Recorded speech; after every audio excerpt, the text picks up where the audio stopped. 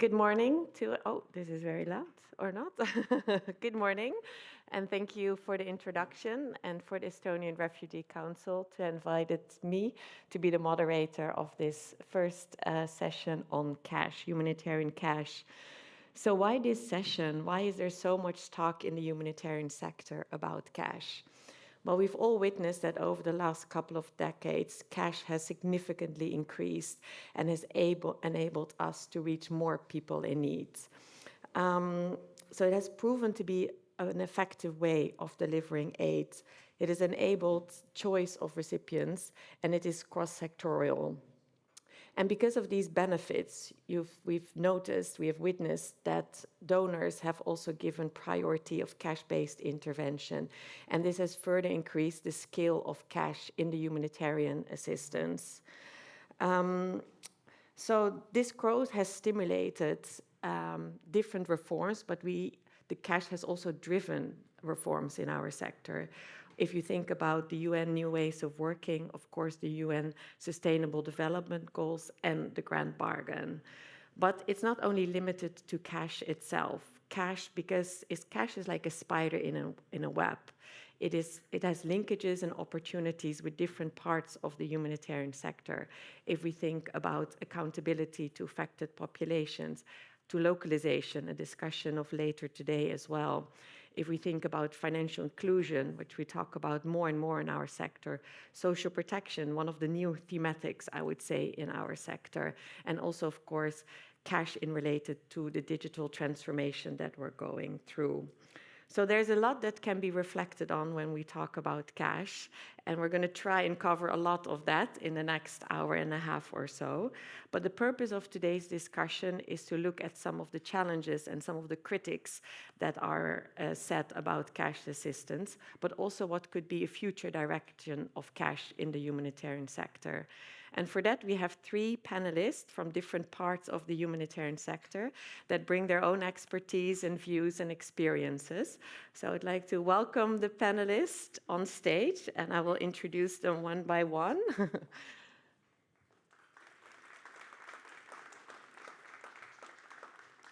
Thank you.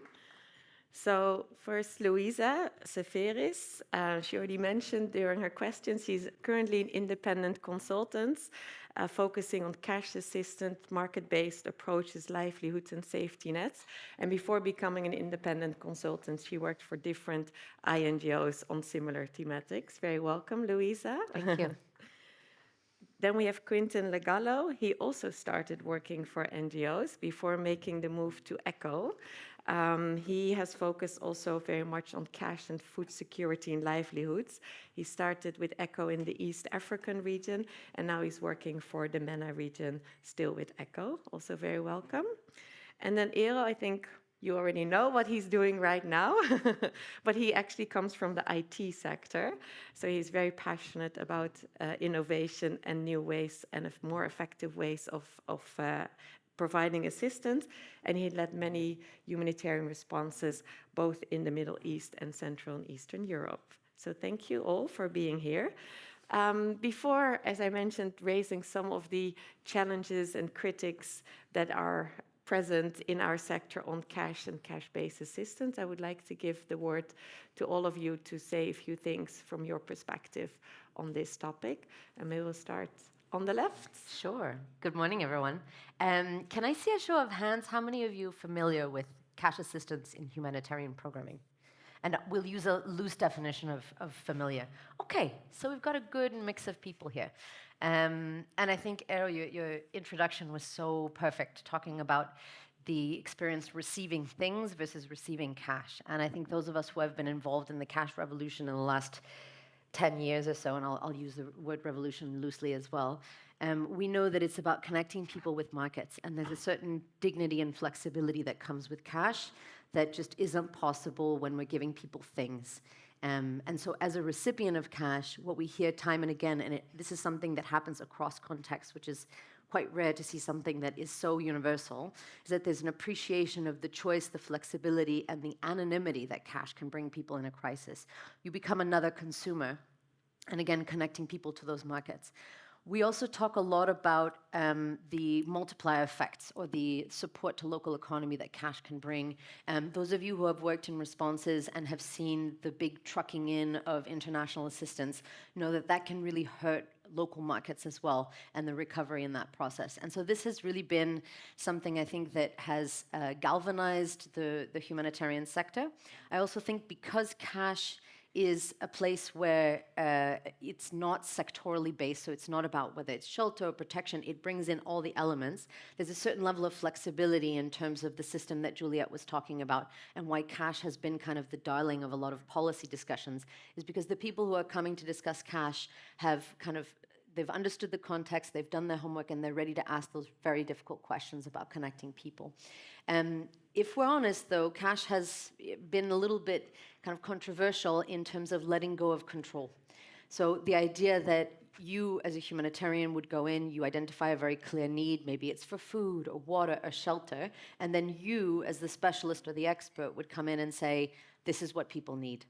With cash, there's an element of understanding how much people would need, but then letting go and saying it's up to you to decide if this month it's about getting your children in school or meeting an urgent health need or meeting your food needs. And we've seen over the last 10 years, we used to call them e-transfers, now it's, I guess, digital cash. The lingo's evolving, but we've seen this loss of control in kind of a welcome way to say, well, people know best. At the same time, I work at the intersection of kind of participatory programming, accountability, and market-based programming. Cash, there's been so much focus on the cash itself that sometimes we get a little bit too myopic in that view, and recognizing that people are economic actors in their own right, whether they are refugees or just affected by the conflict. And there's a need to kind of zoom out a bit and say, yes, we could design the most perfect cash transfer that's built on all this amazing data, and we understand the markets and all that. But there's a bit, again, that shift in control is to controlling the information and designing the perfect program, when we know that often what we need is just good enough. I could go on, and I know we're going to be discussing some of these other issues, but I am, as someone who has been working on cash, let's say before we knew it was cash, I'm very encouraged by the fact that it is continuing to be mainstreamed. And those of you who have been working in the sector know that since 2015, we've made huge strides in saying the default should be cash. And then if you cannot provide cash for market or conflict reasons, then we are trying to answer the question, why not cash? And this is a very welcome shift in the humanitarian space in terms of power sharing and shifting the decision-making in terms of how the aid is used to the affected people themselves. Thank you for that passionate reflection. I will definitely come back to you on some of the things you mentioned on markets. Quentin, would you like to share a few reflections to start? Thank you. Yes, so thank you for organizing this event. It's an honor to be here. So I'm honored to stand before you today as a representative of DG ECHO, the European Commission Humanitarian Aid and Civil Protection Mechanism, to discuss about this issue. Is cash to be here, to stay? So ECHO, we have our last policy was released on the cash specific in March 2023. So yeah, ECHO has always been cash first. So yeah, it is there to stay. The short answer from our position is yes. But yeah, just to go quickly on some key elements on why it's a paradigm shift, this cash transfer. So in terms of, it has been say a bit in terms of empowerment and dignity. It has completely changed. Now we give the power to the beneficiary to respond to their own needs. They know better. In terms of efficiency, the scale, the digitalization, we are able to be more cost efficient. So we monitor this at ECHO. And yeah, we are clear on the whole cash cost efficiency versus in-kind, other modality, because cash is only a modality. It's cost efficient. It's cost efficient for some of the main opportunities is that it reduces the procurement and transport cost. It lowered the overhead cost, it reduced risk of inefficiency use of aid, it enhanced transparency. The digitalization is also a very good tool for that, strengthen the accountability and reduce security risk.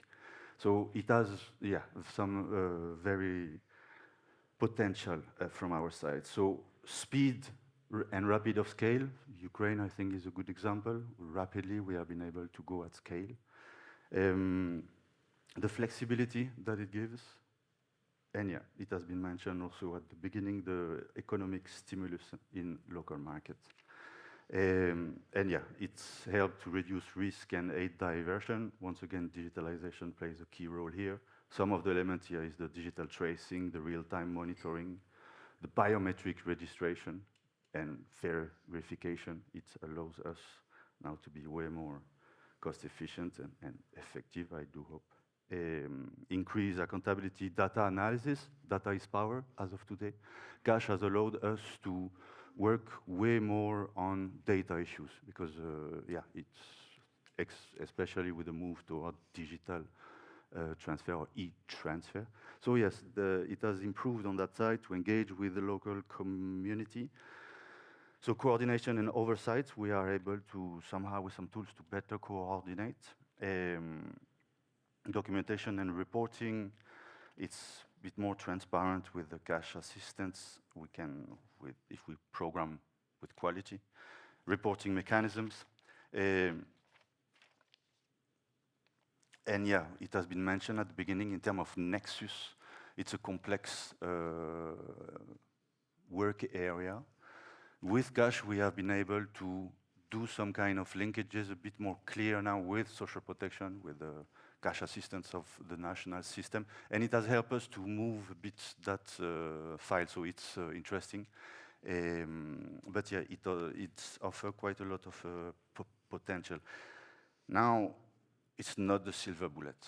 It's not the silver bullet. Once again, it's another modality that we have in our toolbox to deliver aid. So yeah, there are still some challenges in terms of the security, the protection.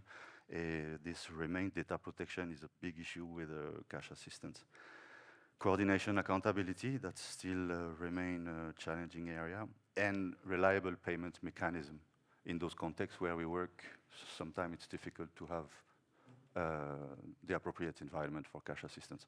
Ukraine was clearly a very good environment for cash assistance. So yeah, that's a bit all I wanted to share. And yeah, looking forward to discuss with all of you. Thank you. Thank you. A lot to come back to, definitely, when we talk about social protections and systems. So come back to that in a little bit. But first to Eero. Yes, thank you. I mean, cash is one of my favorite topics in the humanitarian sphere, in addition to the data and digitalization question. So happy to chip in here. Well, as I started off today, then the understanding of humanitarian assistance definitely has changed over the course of one generation. When I was a child, then this kind of in-kind was the default.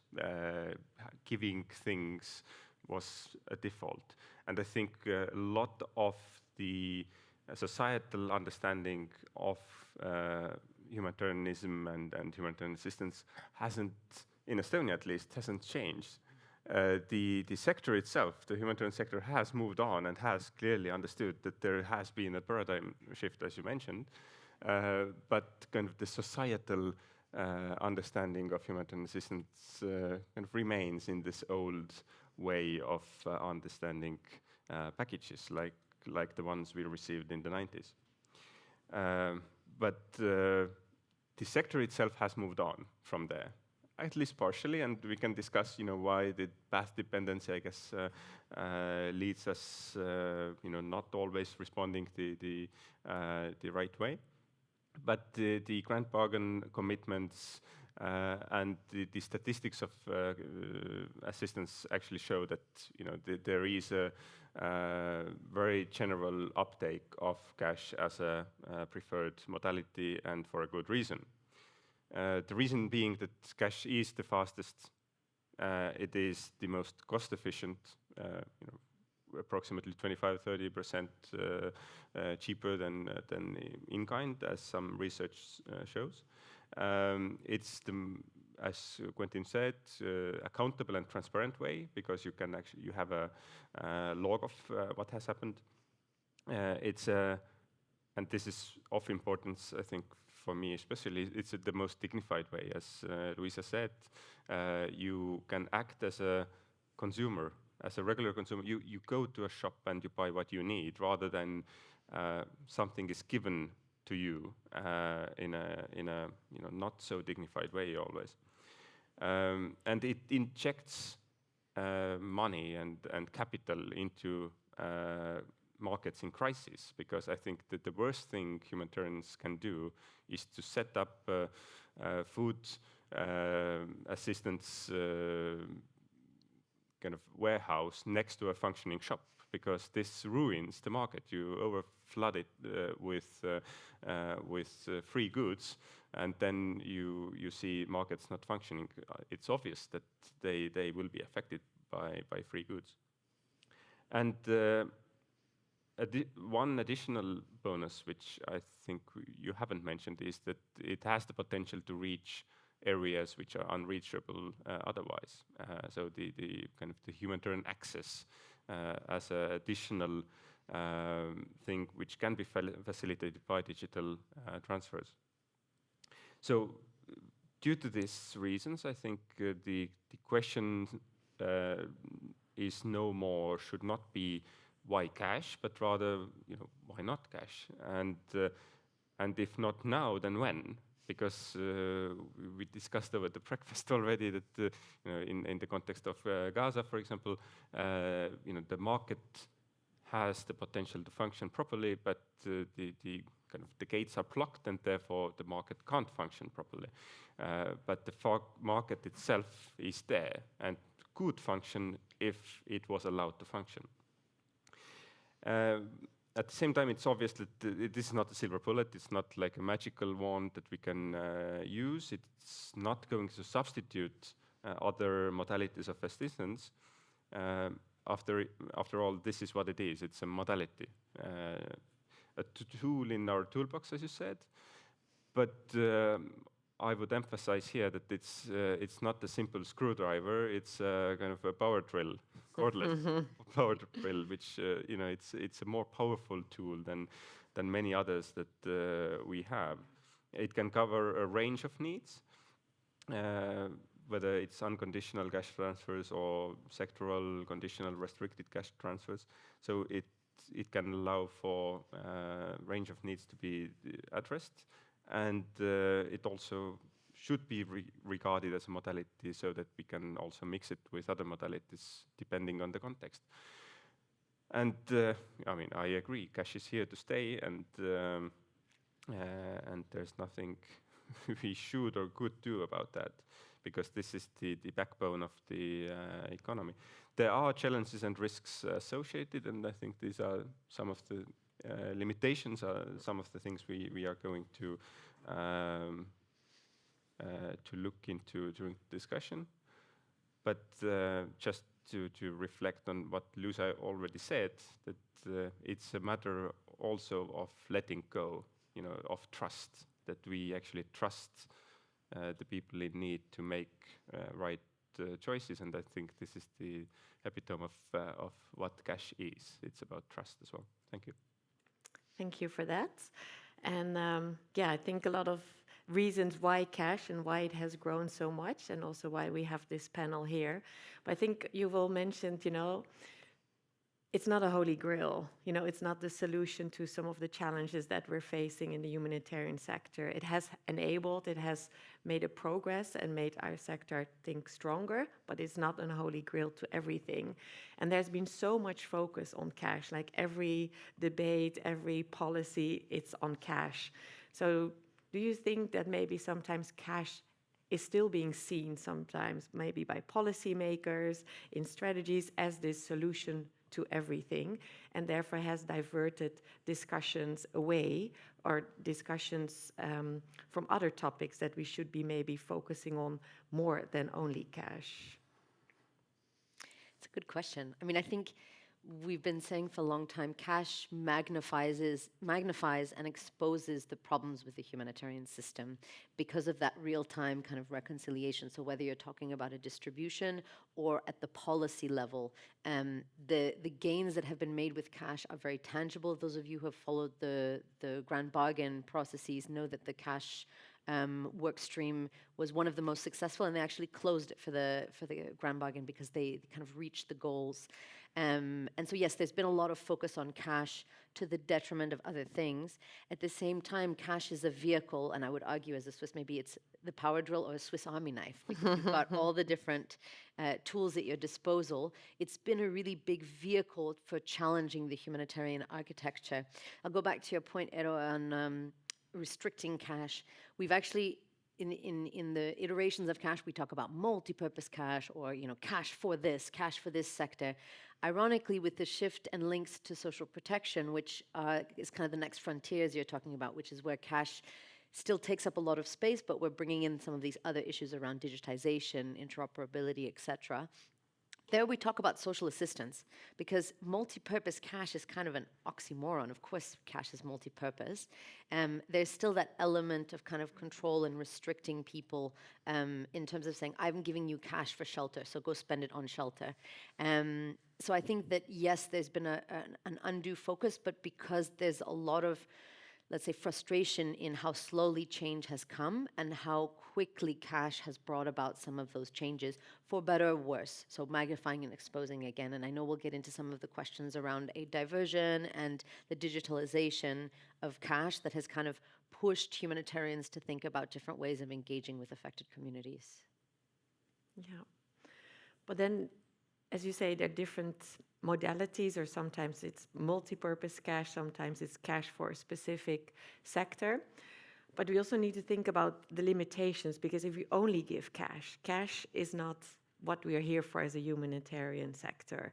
It's a means, right? It's not an end in itself. So there are so many interventions where we just give cash. And then also, if you look at the value of cash that we sometimes distribute, for example, for refugees in Moldova, it's 100 euros per household per month. That's not even enough to cover basic food needs. So, the importance, and you all reflected on this, on making sure that cash is integrated in the wider response. And what we see now, this uptake in cash is also seen in like big multi-purpose cash assistance program, which is just cash. And recipient only receive cash and nothing else. So this is what some of the critics are saying, like cash has taken over some of the broader humanitarian invention, why we are here to receive certain outcomes. Anybody who wants to? Well, what you mentioned is complete. I agree. About the cash for this and cash for that. I mean, it's at the end of the day, we are not really looking. I mean, we are asking the questions, of course, in both distribution, monitoring, etc. What the cash was eventually used for, but as a modality itself, it's free. It's open to use, and even if we give for example, cash for repairing your home after being shelled, and this is how we target. But at the end of the day, the household may have the urgent need of medical care, and actually will use the money on that. Then we have still assisted, but the problem is that this essentially then becomes multi-purpose, right? So even if we target based on this, our targeting criteria and what we see the need being in the certain population, then effectively we can't. We give this trust to them to make the kind of not right, but according to their priorities, the choice. so absolutely, cash is, makes it, opens it up. But at the same time, we also hear and learn from the previous crisis that even if we give things, people, if they don't need it, they either throw it out and it becomes garbage, or they sell it and and still buy things that they need. So I would then argue, kind of leave out this one complication along the way of getting what you actually need. You don't need to go to the market and sell it to do that. And when it comes to the transfer value of how much cash are we actually giving, you mentioned Moldova, 100 per household, which is not sufficient to cover the needs in Moldova, obviously. In Ukraine, by the way, we just recently, from 1st of October, we increased the amount of cash assistance, which is good and welcome news. But I think it's a difficult balance to strike, because we know of some organizations who have argued for lower and lower transfer values, and arguing then that if we lower the transfer value per person, then we can increase the number of people who receive assistance. But I think there is a balancing point in between, where we don't really cut short the people's ability to then to meet their needs and still assist sufficient number in order for it to be of importance. And your point about the fact that the agencies are focused on cash, I think, if I can be a bit controversial, when organizations started to realize the amount of funding flows that could flow through the organizations if they did cash at scale. I'll give you a very practical example. I worked with an INGO in Lebanon 10 years ago, and we were processing 40 million euros a month. And so it's a program of about 200 million euros, and that obviously comes with certain benefits. So there was this race to say, who's going to take cash at scale, who's going to hold that piece of the pie, and sometimes to the detriment of the complementary assistance that needs to come. So we talk a lot about, the modalities, in-kind, vouchers, cash, etc. But there's also the hardware or the infrastructure that humanitarians often need to bring, whether it's shelter or water or other things, structures that are not in place. And then there's the, for lack of a better word, social services or software when it comes to, for example, accompanying protection cases. And this has been a big controversy in the sector, saying cash for protection. First of all, what does that mean? It's actually for basic needs for people who are facing severe protection concerns. But because the focus has been a lot on cash, then sometimes we see that those services that need to go around it. So those of you working in social protection, that would be social work. In the humanitarian space, it's protection. But what kind of case management, what kind of accompaniment, what kind of referral to other services need to accompany that cash? Unfortunately, we have seen that siloing, and we keep having to repeat, cash is not a sector. It is, again, a modality. It's supposed to be meeting a number of different objectives, but it often needs to be accompanied by other things. And there's an increasing understanding of market-based programming.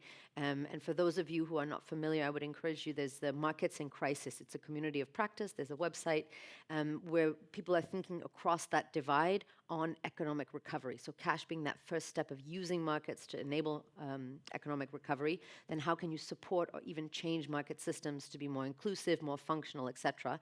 And actually that's where we see a lot of homegrown initiatives. I won't call them local because then we label them something else, but Ukrainian initiatives that have been really inspiring to say, listen, we don't care about your labels, development, humanitarian, government, NGO. We're looking at the economic recovery in a particular area.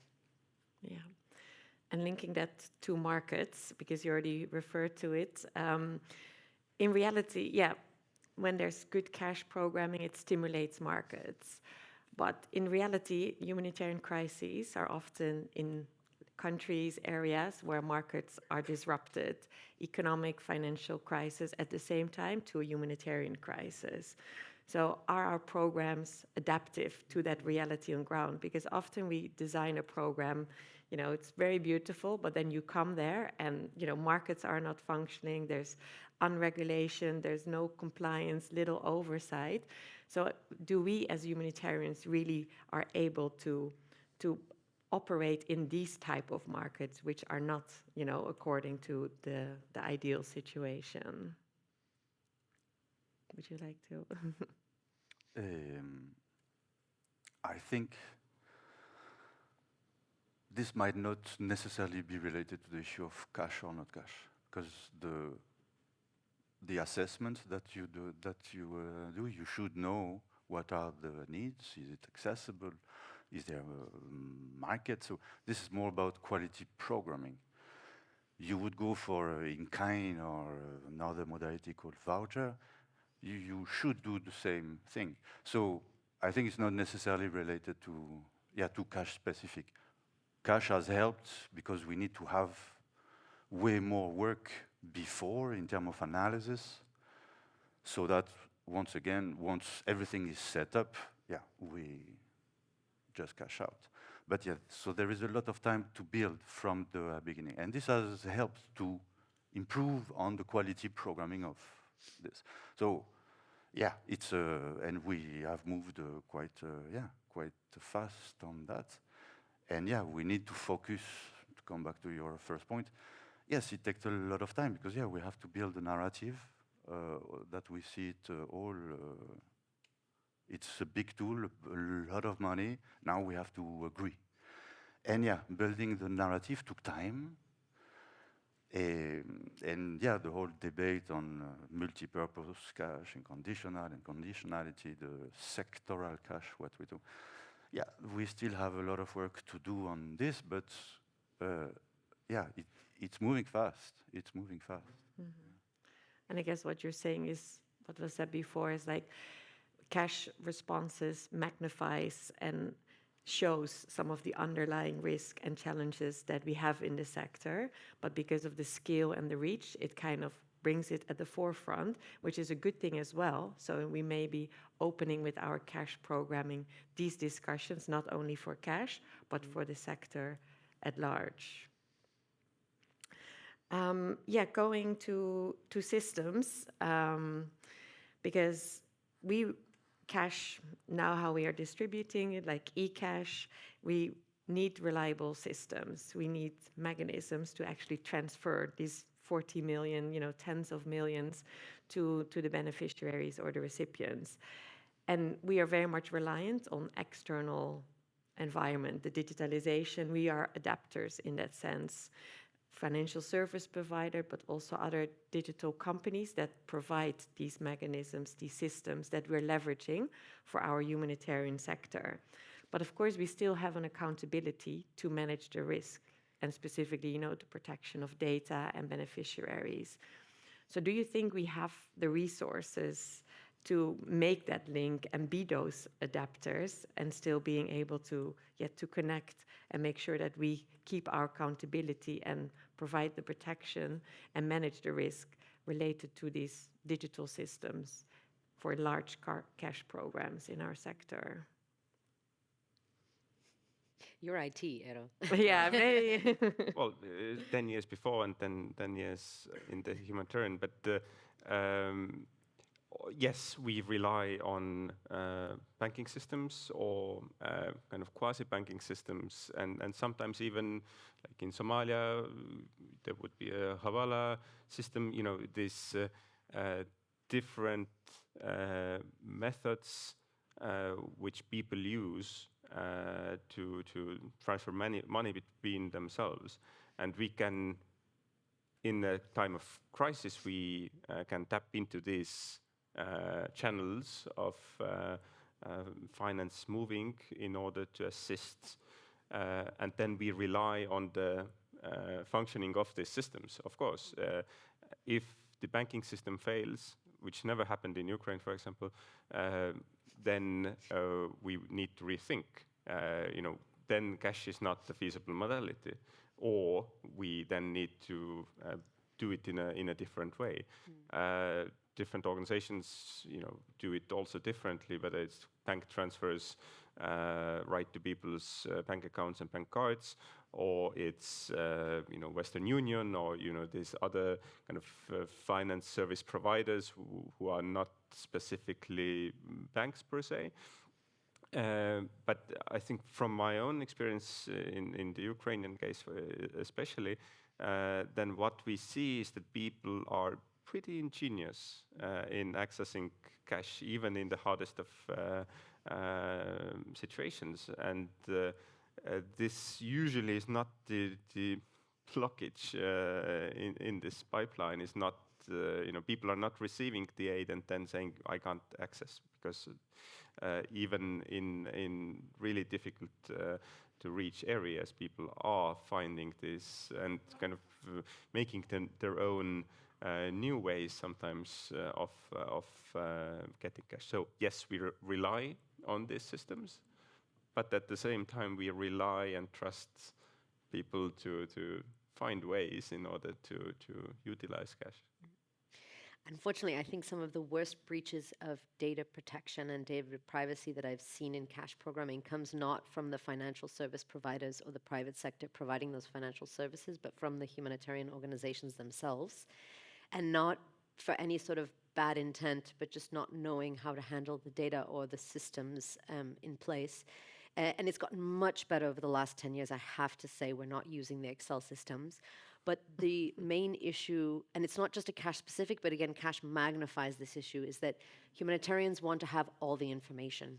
We think that more is more, and that collecting every minute question about your family and their needs, that will make a better program.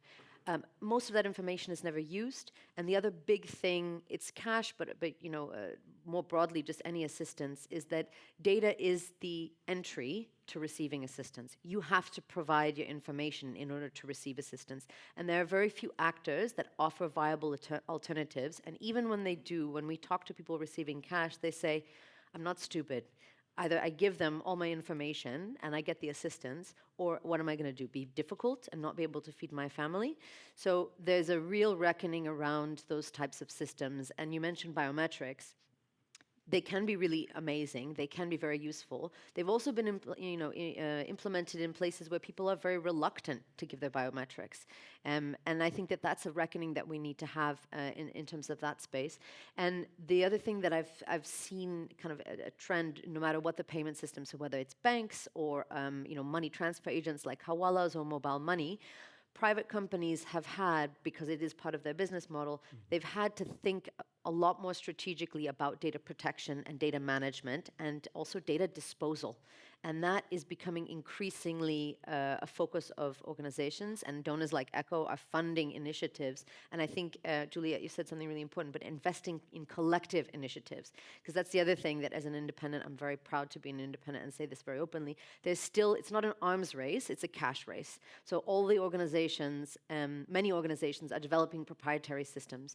Now, sometimes that's absolutely necessary because nothing else exists and you need to be able to provide that assistance right away and you see a clear way forward, and that is totally fine. But what we see increasingly is a longer term investment in proprietary systems that belong to an organization and that have kind of a, what do you call it, like an entry, a barrier to entry. And that's also why we don't see as much localization as we would like in the cash space. Maybe there's some questions from our digital panelists, or we will contribute to your discussion later on, because of course digital and cash is very much linked. Maybe going to you, Quentin, about coordination, and our colleague from LNAP also made reference to that, more generally in the sector, but maybe we can talk more about it specifically to cash, because there has been this huge uptick in strategies, donor strategies on cash management or cash-based interventions. And there's so many parties involved, from the highest to, the ground level, so to speak. Do you think that our oversight on cash-based assistance is fit for purpose, or do you see areas where we maybe need to amend or strengthen? Thank you. We can always improve. We can always improve. But with cash transfer, so there have been a lot of global agreements at different level, donor level, UN level, NGOs. It has helped to bring us a bit more focused on this, because once again, it's a modality, it's across everything, and this issue of cost efficiency interests us. So we created this, so it's a donor coordination forum. And at country level, there are some initiatives like that. In Ukraine, it started right from the beginning. We created an informal donor cash forum. So yeah, we need to be coordinated.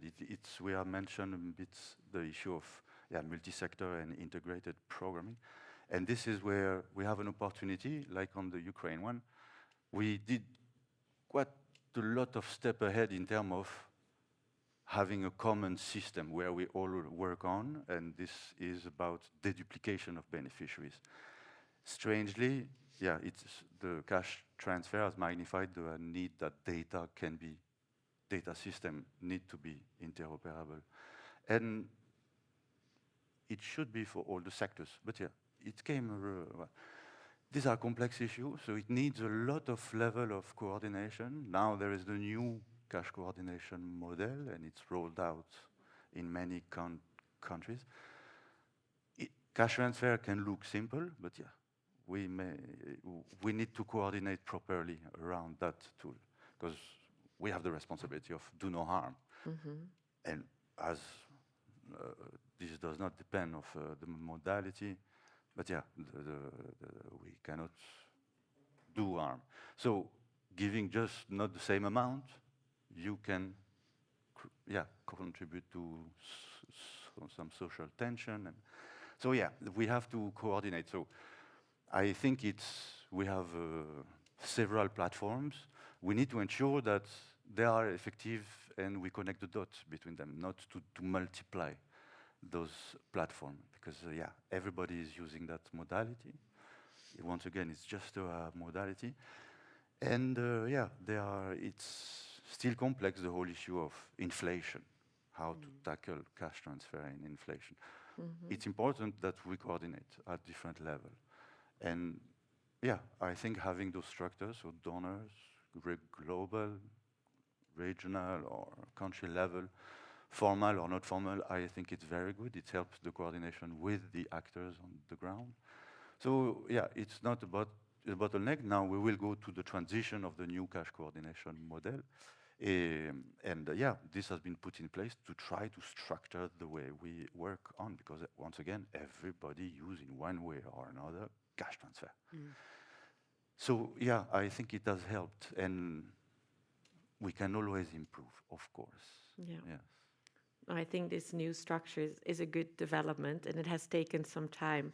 As Louisa said, cash is not a sector. So when cash came into the sector, it took some time to find how can we structure it, because it's not according to what we're used to. But I think this new development is going to help the entire sector, and has found its place now in the coordinating structure. And to a certain degree, I would even say that it's a bit leading the way, because you mentioned deduplication, deduplication as the way of ensuring that we are not doubling, or even, we have seen people who apply in 5 different organizations, and then we have to ensure that they only get from one in order for others to receive the same level of support.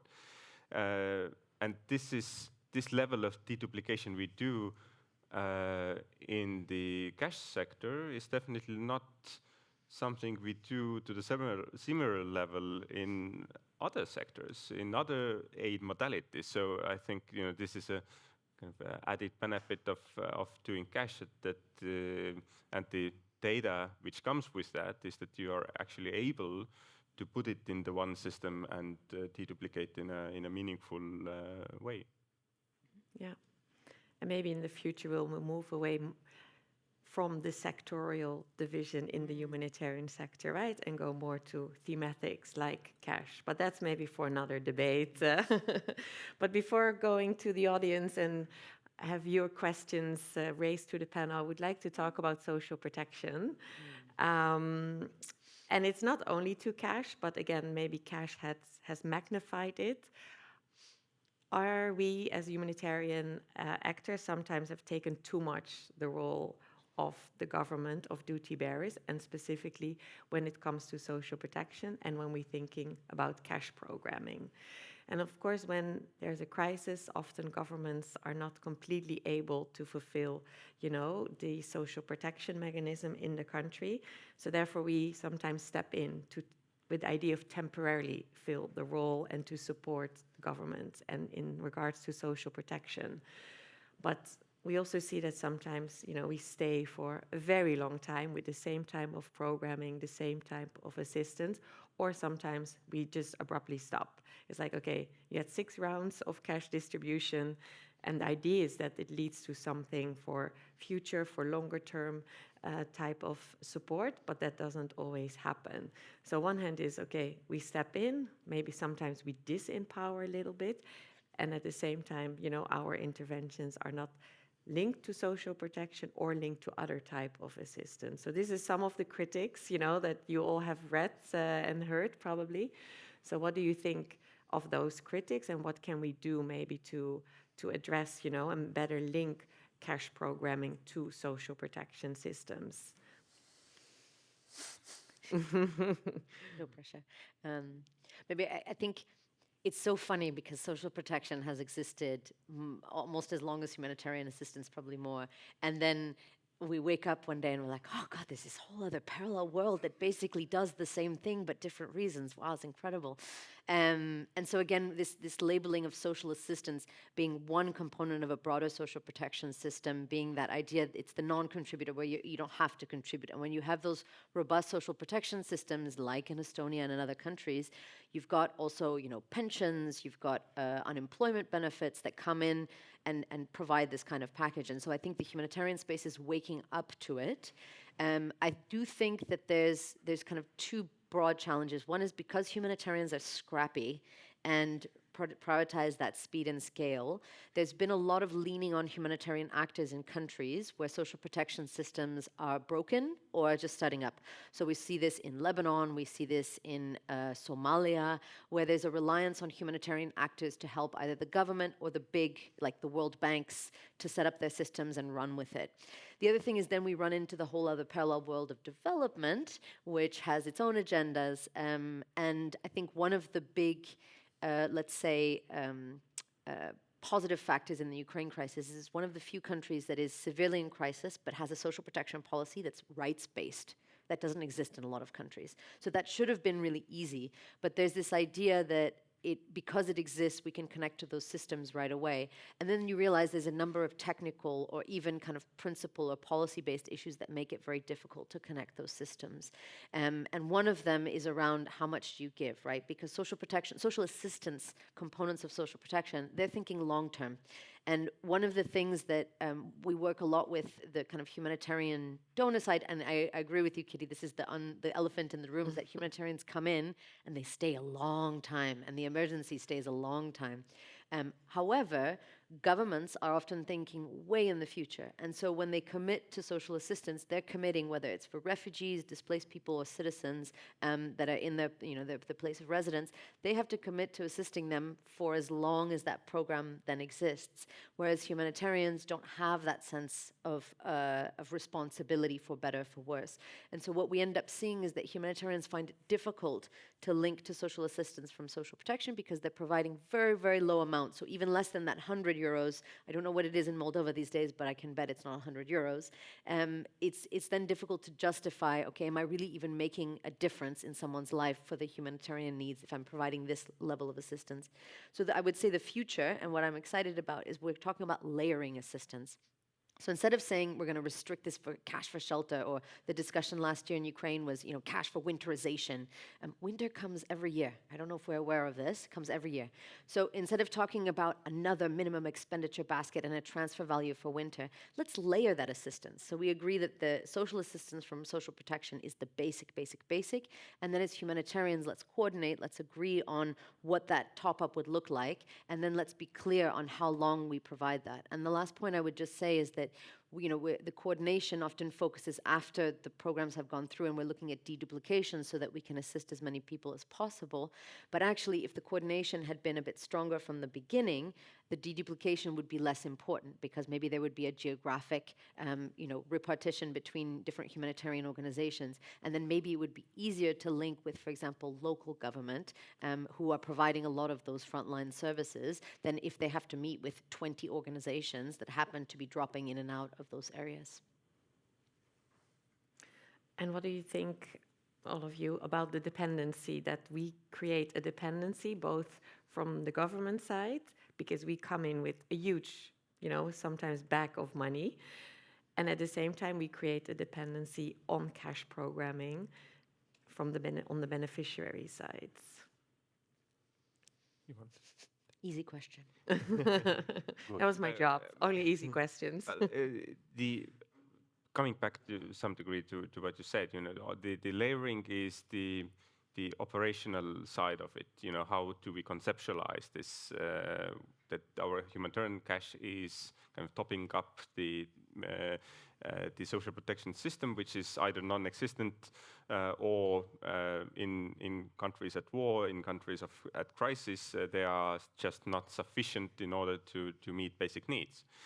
So we top up this this need in order for people to be able to meet their basic needs.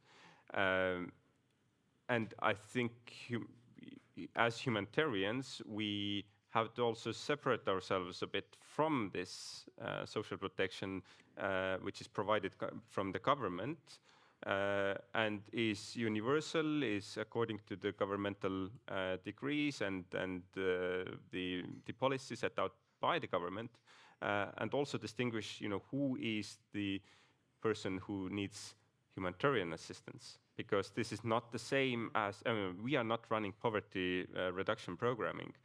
We are running humanitarian programming. So whom we are targeting are people, hit by emergencies, of shelling, of who have been drawn into war, who have been displaced, etc., etc.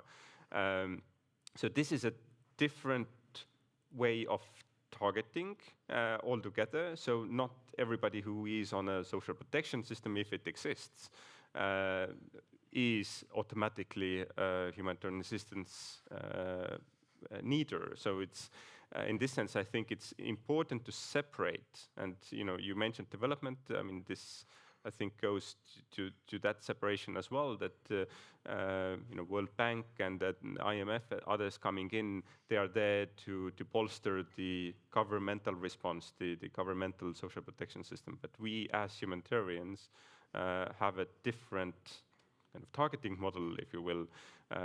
Our aims and goals and targeting are different from that. So I would say separate, but layer indeed. I mean, this is the kind of the operationally, how do we actually then calculate the amount, the transfer value, etc. In each context. Although I would challenge that there's a lot of overlap, and what we see increasingly is a push to deliver that assistance, because the cash assistance then lasts longer, and there tends to be, for example, the proxy means tests, which are kind of vulnerability or poverty based. I totally agree with you that there's a different kind of consideration of caseload, but as time goes on, we start to see them kind of overlapping, and there's a push for efficiencies and government-led systems. And so I think your point is a really, really important one. We've got those principles. What happens when in reality they're blurred, because that poverty reduction system doesn't even exist in some places, and they're turning to humanitarian mechanisms to put it in place. It's a big dilemma. Coming to the nexus discussion as well. Okay, thank you. Let's see if there are any questions or... Yes, I see immediately a hand being raised. Somebody's eager, that's great. And maybe there's also some people online with questions or comments.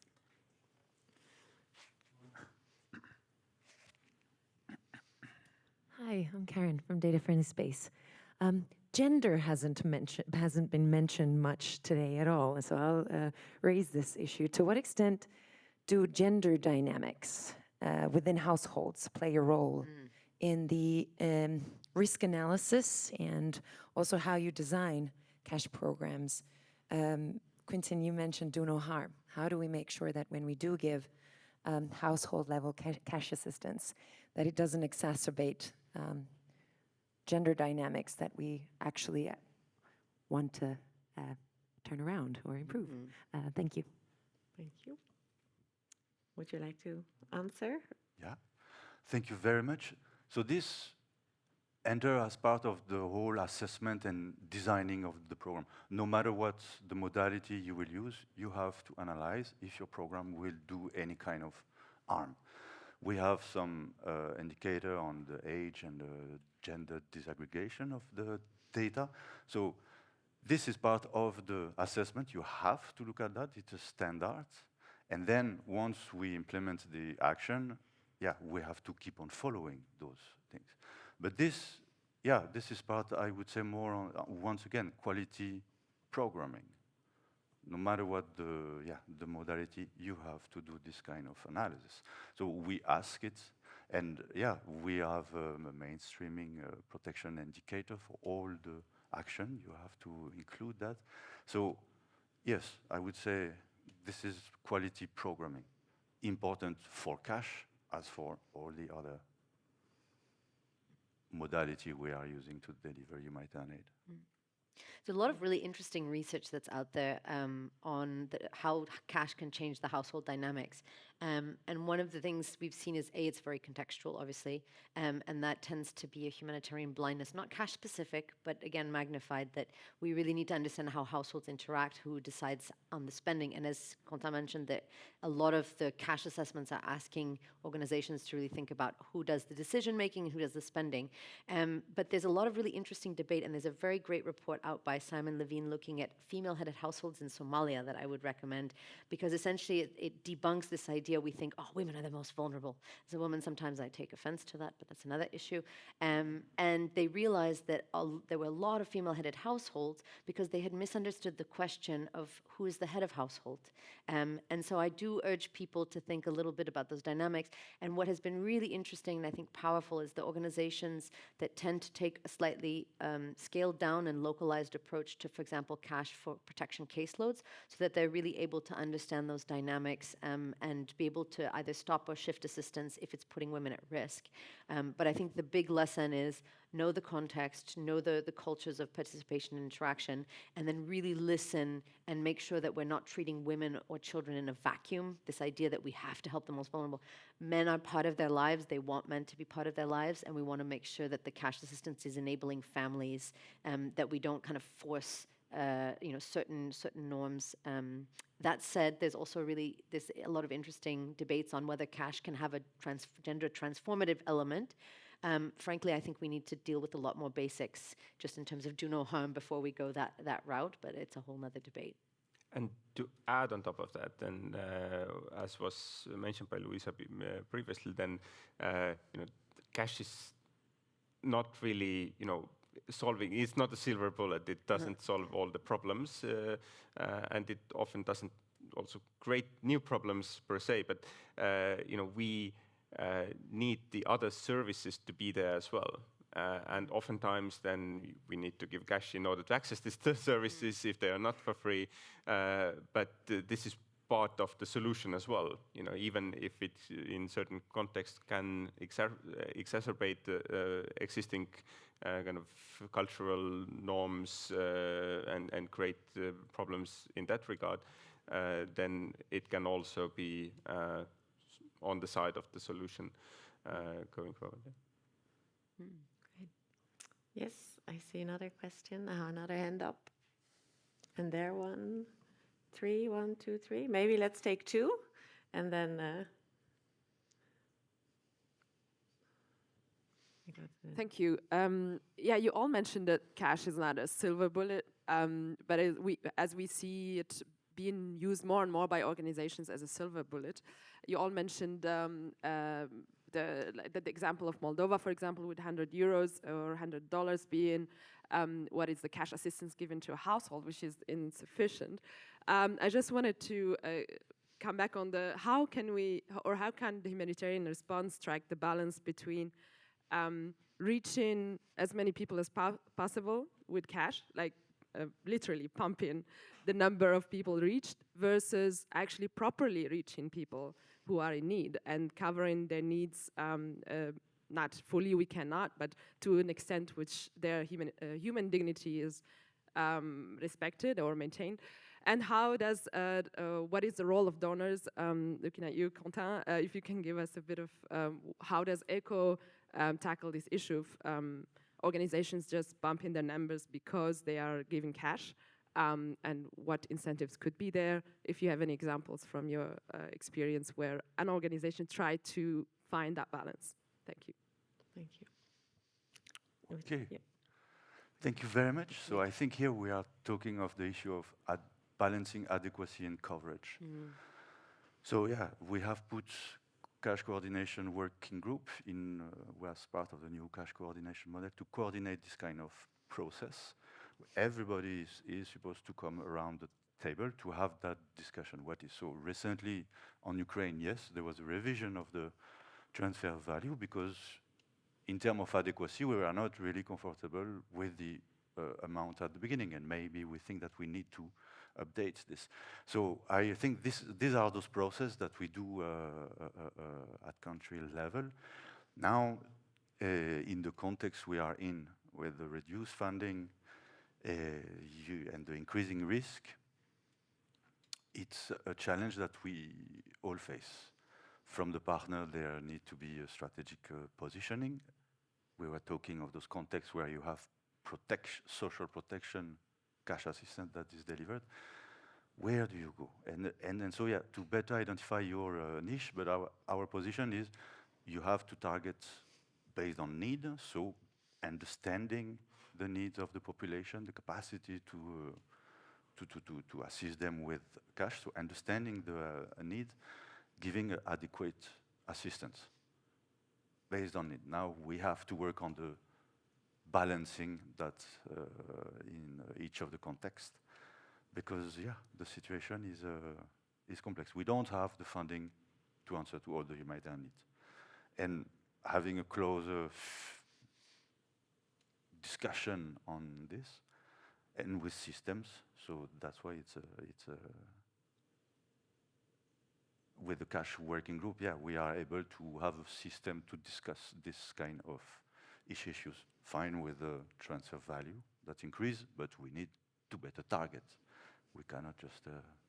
So it's a complex one. It's a complex one, but yeah, there are tools that are in place and to try to balance this. Yeah. I don't think we include communities enough in these discussions. We were just doing some research on social assistance in Somalia, and there's a lot of feedback from people that they feel like the projects are brought, they call them pre-cooked meals. So it comes when the meal's already ready. And you might have a menu, but then if your people are hungry, you're not going to turn down the food, right? And so this idea of adequacy versus coverage, there's some, ECHO and others have done some really great thinking around that, and there's some great technical discussions, but we should really be bringing that question back to communities and say there's a finite amount of resources. There's a reluctance to be transparent on this because of the maybe raising expectations or having, a lot of backlash, but what we've seen by and far is that people actually prefer to have a reduced adequacy for greater coverage in places where community is a very strong part of their lives. It might be very different in other places, but yeah, I think both the fact that you were talking, Quentin, about making sure that's part of the coordination, I think is so important, and then bringing in different voices and having a very honest conversation about the limited resources. I don't know why this has happened in the last, let's say, 10, 15 years, where humanitarians almost need to have all the answers, and so it's created this idea that there's a limitless pot, because it might look that way if you're, for example, a local mayor or a community leader seeing these organizations come in. I think also the other thing is that we keep seeking a magic silver bullet within the silver bullet, which is there will be a perfect formula for the adequacy versus the coverage. And the same thing for inflation. If we just calculate, we'll know exactly how much. There's not. And I think we just kind of need to let go a little bit of that and think about, like you were saying, just be very honest about the trade-offs, and maybe open that discussion to a few more people before the cash actually is in people's hands. I agree that the honesty should be there about the trade-off, that we could reduce by half the amount we transferred, then increase double the number of people we. So it's a kind of simple mathematical calculation, right? But this is not the proper way of doing that. I mean, you shouldn't just take, let's give 100 euros, nice round number, easy to report about, etc. But this is not the way to do that. I mean, there are methods of calculating, sound methods, like the minimum expenditure basket, and then see, the income level, and then, what's the gap there. And obviously, we would like to be more individualized in the approach, because people's households are different, families are different, they are in different circumstances. But we can't really always do that. And I think this is a bit of this uniformness of this assistance is a bit of also a trade-off that we have been forced into, that we can't really weigh in the personal circumstances, but there's a harmonized amount, and we are giving that in the same logic to everyone, which is accountable, but at the same time not always in accordance to the needs people may actually face. One of the methods to track that, of course, is through monitoring, and we can go back and see whether how did they use it, what kind of needs they were able to address, and what was the actual need, and then gradually also factor that in any changes, because we can't just decide at one point of time that this is the amount, let's give that to everybody, and then forget about it. But we do need to factor in inflation and all the monitoring results we get in order to make it more adequate over time. And it may have the trade-off of giving to less people, and then we need to just do targeting properly. I think a discussion to be continued. I saw a hand over there, and a hand over there, and a hand over there. Oh, we need to do, so maybe one question, one answer. So, because otherwise we're running way beyond schedule. Yes? So, dear all, good afternoon. My name is Olga. I'm from Ukraine. I'm very proud to be here. And I'm actually representing some humanitarian organizations, and also working throughout Ukrainian Horizon Europe team, who is researching this topic of humanitarian aid towards our Ukrainian refugee women. So my question is it possible to create some general digital mechanism which will ensure the transparency of humanitarian aid flows? And actually, is it actually possible in our modern multilateral world? Thank you. Great question. I think also a question that we can ask this afternoon, but maybe there's one of you who quickly wants to provide some reflections, or do we pass it on to the panel of this afternoon? Well, I mean, I think it's a too big question to a certain degree, because I know that such solutions have been tried out to a certain degree in Ukraine to try to tackle that. But there's always the problem of, out of the 1,000 actors, 50 start using that, and then you get the only part of the picture, and you will never actually get there unless it's driven centrally. And I mean, I would remain a bit pessimistic in that regard. If it's not required by donors, if there's no, overall donor backing to such methods, like OCHA has the financial tracking service, etc., then it probably will not be taken on board, because organizations are reporting, in every direction all the time. So I would say, let's use the systems we do have for tracking these things, and then help also local actors, reference to the last panel we have today, support them in actually using this already existing systems instead of creating new ones. Your IT background comes in very handy for these difficult questions. Yes. Yeah, hi.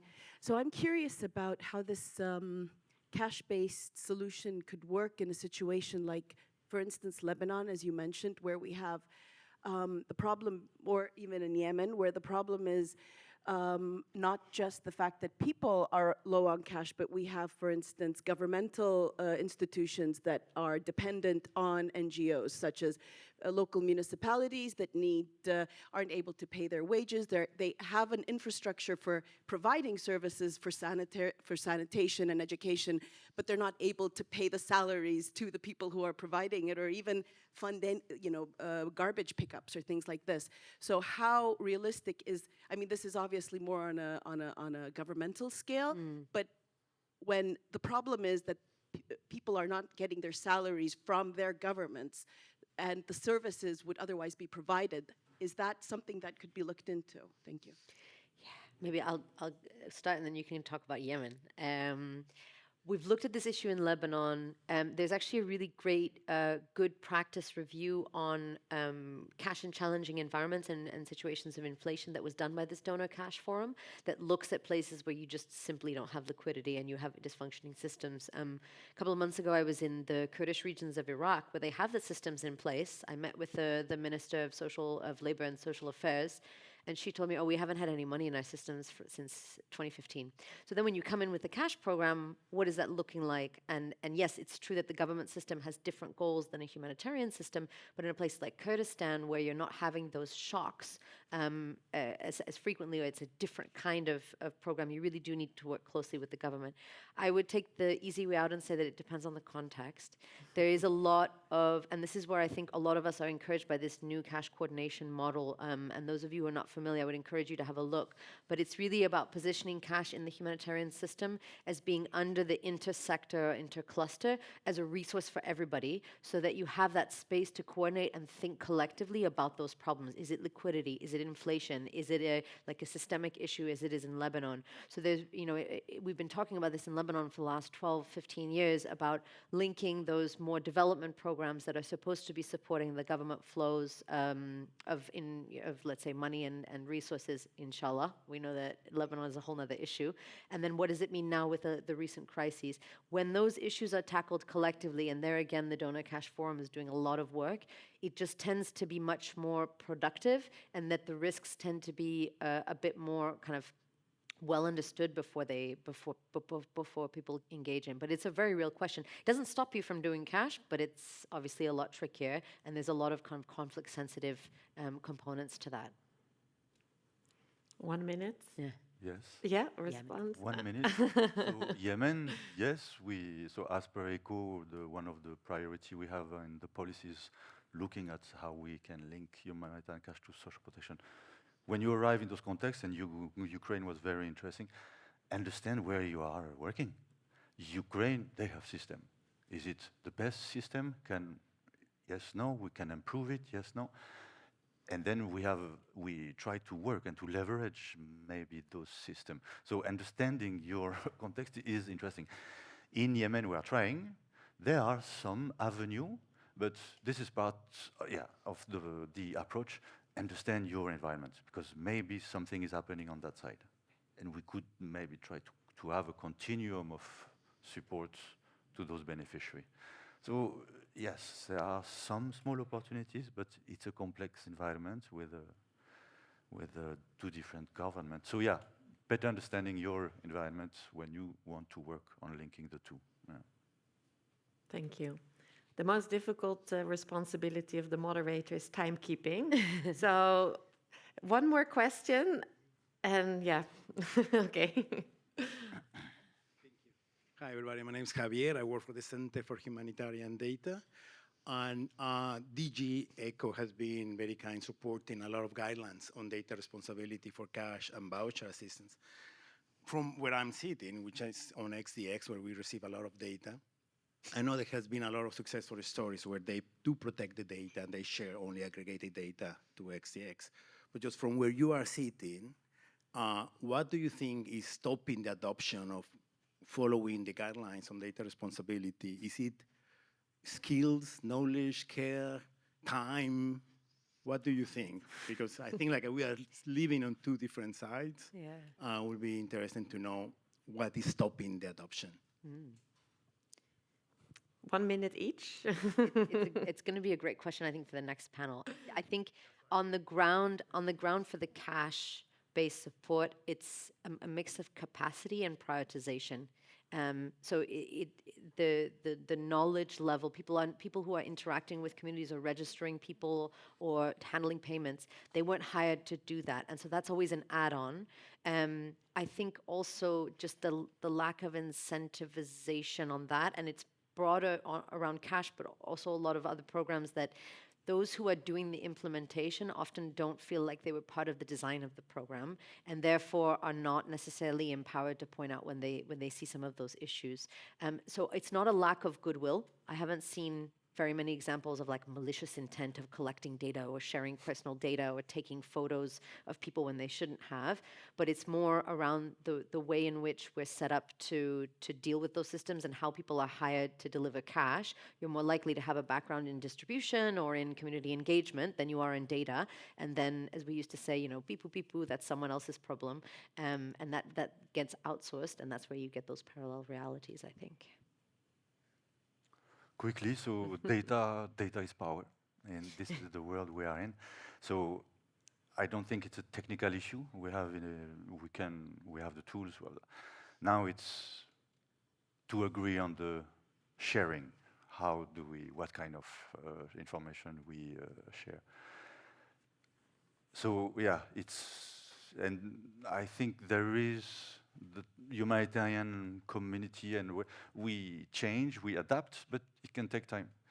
Data is a complex one. So I think there is maybe we have to capacity build with more data protection officer everywhere to understand the data ecosystem in the country where you live. Because, yeah, that data is power now. So, yeah, the capacity building might be an issue there, and it's because it's a complex one. And in the world where we are now, you know it's at all level, data is power. Humanitarian is not immune to what is on the rest. So yeah, it's possible. We need to find a space to talk about that. So the Donor Coordination Forum issued a statement on interoperability of data system. So this to give a position from the humanitarian side, what do we think? But operationalizing is complicated, yes. I think there is a tendency to gather more than you need, to ask just in case, maybe you will need it later, and you will never actually get to analyzing that. Nope. So, I mean, this is a question of knowledge and skills and kind of, and also kind of principles in that regard, that you actually really think through what you need in order to make a decision, and over time, if you see that you don't need this data actually, or don't use it, then don't gather it. And another thing I wanted to say about that is the Estonian government, time ago already, put down this principle that in the building up its kind of e-governance systems, that from each citizen you should ask for certain information only once. And if the government already has this information, then you shouldn't give it to the other government agency for the second time, because government already has it. So I think there's kind of room to also learn from this kind of data sharing in a responsible manner, of course, and secure manner, of course, but just not to create also this fatigue of giving out your data to X number of actors and not really knowing where it ends up, because we have seen big data breaches happening in the sector as well. And one side is what do you collect, but also how do you keep it safe. Thank you. But luckily, Javier is also in the second panel. Exactly. So expect this question coming back at you this afternoon from the cash panel. But thank you so much. I think we will continue this discussion today, but not only today, I think in the years to come, because the humanitarian sector is here to stay. Cash is here to stay. I think what I'll take away from this discussion today, and I hope you as well, is that cash is not only an enabler, it's also a trendsetter. It has brought discussions at the forefront of the humanitarian discussions in regards to coordination, breaking silos, embracing, the external environment when it comes to working with the public sector, but also with the private sector, not only on digitalization, but in a really broad sphere.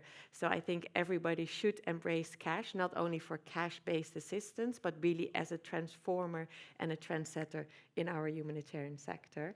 But happy to discuss, exchange further over it. I think there's now a lunch break, but I'm sure this will be announced by the moderator. But thank you very much for the panelists, and talk to you soon.